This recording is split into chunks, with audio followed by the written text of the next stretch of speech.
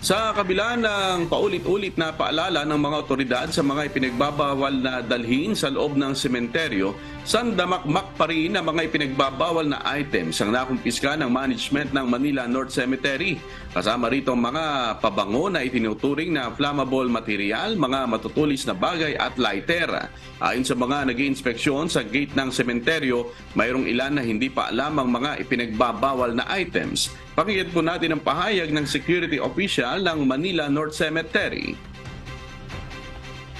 Wala po kami pinalalagpas. Kung ano po ang sinabi ng pinag-utos na ating mayora, yun po ang susundin namin. Lahat ng items po natin na nandito po, lahat po yan pagdating ng hapon, ilalagay po sa isang lalagyanan at itatabi po natin sa command center po. Then, ang pagkakaalam ko, on the last day, magkakaroon yata ng ritual, pipicturean lahat yung kung karami yun at saka i-dispose. Samantala, muli namang pinaalalahanan ng Philippine National Police o PNP ang publiko na mag-ingat sa pagpunta sa sementeryo. Ayon kay PNP spokesperson Police Colonel Jean Fajardo, nagkalat rin ngayon ang mga kawatan na nag-aabang ng mabibiktima. Kaya payo ni Colonel Fajardo, ingatan ang mga dalang gamit at iwasan ang pagbibitbit ng malaking halaga. Pakinggan natin si PNP spokesperson Police Colonel Jean Fajardo.